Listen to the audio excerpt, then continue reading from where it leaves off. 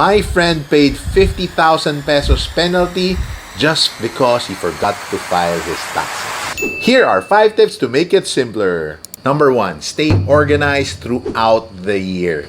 Instead of doing it in a yearly basis, do it on a month-to-month basis. You can ask someone to do it for you, or you can use softwares that track your income, expenses, and receipts. Outsource yun na sa AI or sa computer.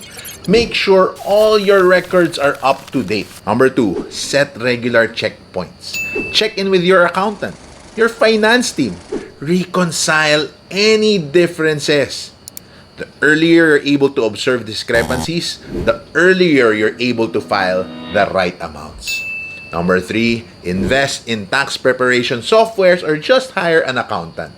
These tools can help streamline your process by automatically calculating your taxes and help you focus on what you do best, which is your work. You can use Taxumo, which is a tax software I personally endorse. Click the link in my bio and use my code written in the video description.